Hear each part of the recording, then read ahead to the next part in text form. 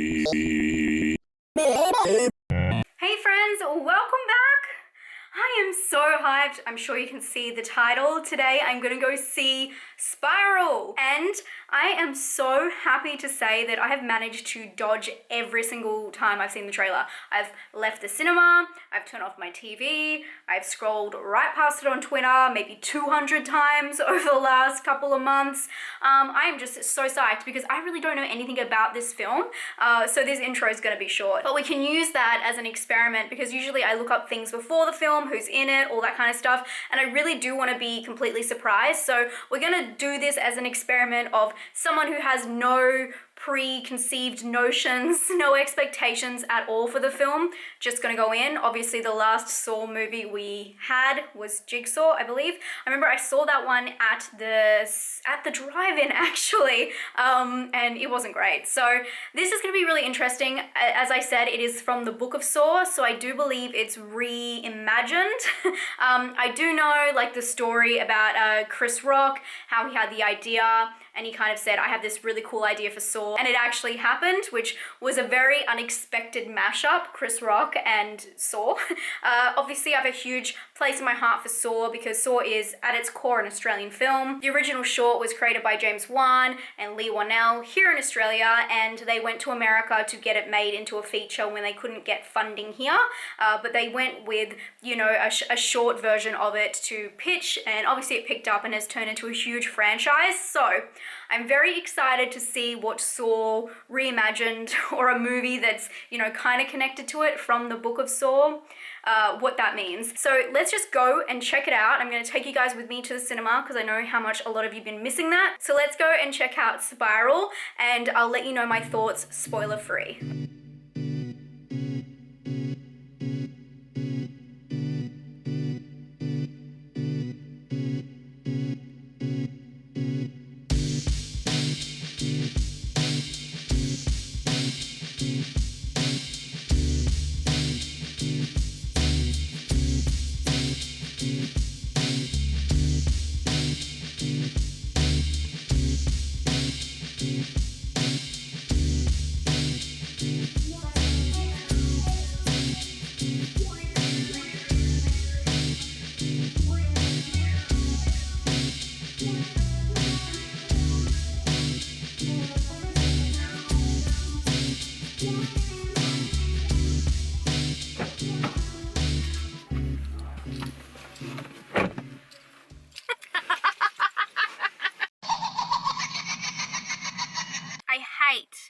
When I come back into the car and I feel this way.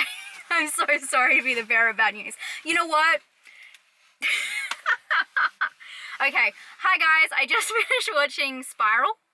As I said, I went in with no expectations. I had no idea what this film was even about at all.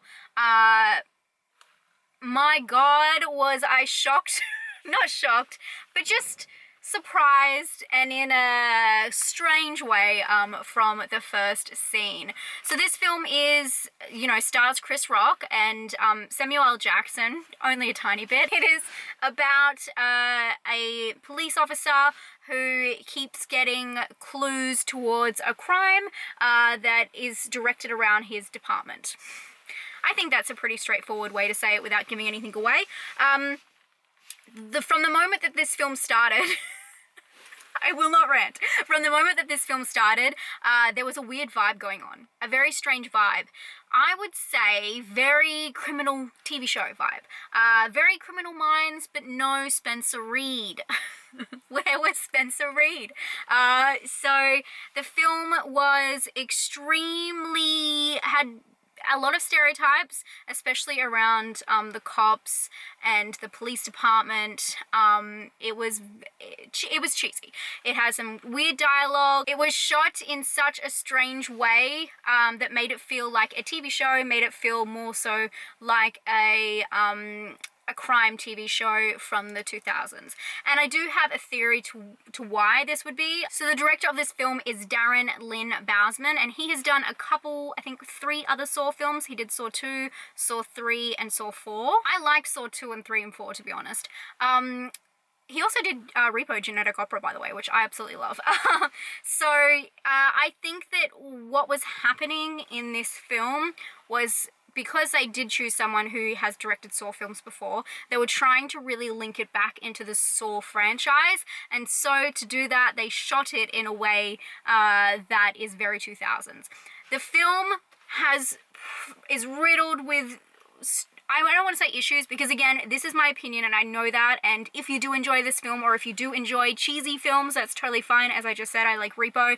I believe let people like things, but this is just my opinion. But this film, I believe, was riddled with issues from the start. I did read afterwards that Chris Rock, when he pitched this film to Lionsgate, he got a writing credit and an executive producer credit, and so I believe the writing I don't know if it's his fault, but something is wrong with the writing. Because the film is shot like the other Saw films, the stylization is very similar in a way, but there is a twist to it. It's gritty, it's grungy like the other Saw films.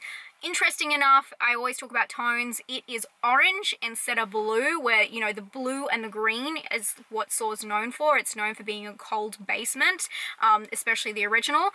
But also the original is a very low budget film, so it's got this gritty, interesting look to it. That, you know, is synonymous with torture porn now because of it. So this film kind of mimicked a lot of that. It also mimicked some of the budget, I don't know if this was intentional, it mimicked some of the budget type camera techniques, or I guess just filming techniques. A lot of things were filmed very close up.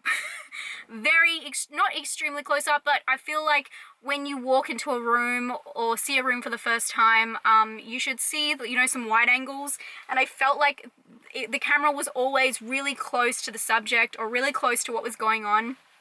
It felt a little bit claustrophobic, and it wasn't intentional, let me tell you that. It just felt very, very close, and I can only think that this would be trying to echo the 2000s. I don't know why they would do this. Obviously they had the budget and they had the locations. It wasn't like they were trying to shoot around something. Sorry, I don't mean to go into the camera stuff first, but it just was really bugging me. Another technique that has to do with the story and the editing is they utilized flashbacks a lot. The whole film is basically like just got flashbacks to explain the whole story as you go on, and this is another thing they do in Saw. Saw is all about flashbacks, especially, you know, the first Saw. And, you know, when everything's winding up in all of the Saws, there's always a flashback to the reveal, and you realize. And this happens throughout the whole of this film. And it's just messy, and it's just lazy. Like, I would be told when I was in film school, I was told that using flashbacks can be lazy unless there's, you know, a purpose or you can't get around it. And it does work for the first Saws because they're stuck in a room, so it makes sense. But in this one, to explain Chris Rock's character and everything he's going through and everyone he meets along the way, or everyone who comes into question, a flashback every single time is just a little bit excessive, and I felt like it was just weird because they had the time. The movie goes for, I'm pretty sure, like the standard amount of time. The movie goes for 1 hour and 33 minutes, which isn't super long, but I mean, it's long enough that they could have set up his character properly. He's meant to be a cop with a chip on his shoulder. Again, all the stereotypes in this movie. Instead of taking the time to set up who he was, who his father was, his situation, and the vibe at his department, they did flashbacks the whole time to explain that while going along. So yeah, it felt very Criminal Minds. You know, they use those flashbacks too, so it felt very like crimey drama instead of horror. I do want to say before I move on to the horror section, I gotta say, with the stereotypes, the number one stereotype in this film is Chris Rock doing shifty eyes. He did shifty eyes for, I want to say, 50% of this film. And if you don't believe me, watch this with your choice of beverage, and every time he does shifty eyes, take a sip and tell me where that leaves you. Because like that, it was just shifty eyes the whole time. He'd walk into any room, or he does this, and then there's a flashback. It was just really cheesy, and I don't know if, I mean, they even go down to the Venetian blinds. I'm sure you guys know that. It's it's in film noir, but it's also in all like cop shows. They have, you know, the blinds and they're looking through and they got the shadows on their face. And, and they have that section in this. They have all of it. It's just too cliche. It was so cliche. It had to be on the nose, and that's when I was like, they must be just mimicking the 2000s or the earliest Saws to try and get the same feel. The issue is, when you watch a film from the 2000s, you have the nostalgic attachment to it, much like me and Book of Shadows. But when you watch this for the first time now, you can't get those feels. You can only appreciate it for what it's kind of trying to do, but yeah, I wish I knew that before I went in, because it was very confusing. So, the horror. I will say there are some really cool deaths, torture, setup, you know, things in this film. I really liked the opening one. I thought that was really creepy, and here it's got an R rating, which is, you know, pretty good for a horror movie. So I think it well deserves that. It was pretty gnarly. I was squirming around in my seat, which I do love. So I thought that was cool, but you get your cool like Saw setup, you know, trap, and then the whole drama takes over majority of the film, so much so that you're going through these flashbacks more than you're actually seeing some cool puzzles and some cool setups. And it's just, they're trying to confuse you with throwing around the suspects and like a murder mystery instead of you know, giving you time to enjoy Saw for what it is. And that's why people watch the Saw movies, because the puzzles are really cool. So, you know, one thing I thought was cool is they do bring back the Saw music, and they do play homage in a couple of ways to Saw, and I think it's fun. But sometimes the homages can get a little bit confusing, and that's where the tonal issues come in. The film was already a little bit cheesy, as we've talked about, but I think with Chris Rock, who's a comedian, he really holds on to that humor at times when you're not sure whether things should be serious or taken seriously. He has some kind of jokes that he throws around.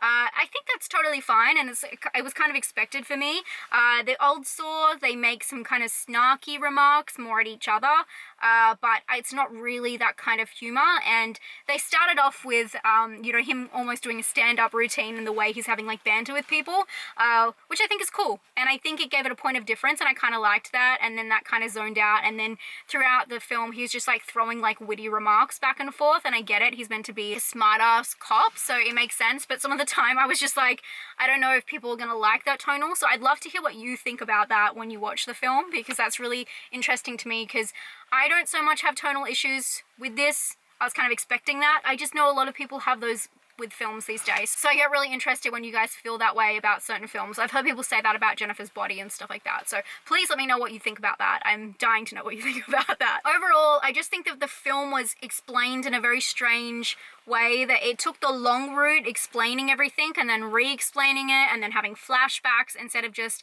explaining it as you went along in real time possibly, and not having these weird flashbacks where you're pretending like you're, you know, 10 years younger, so you put a cap on your head.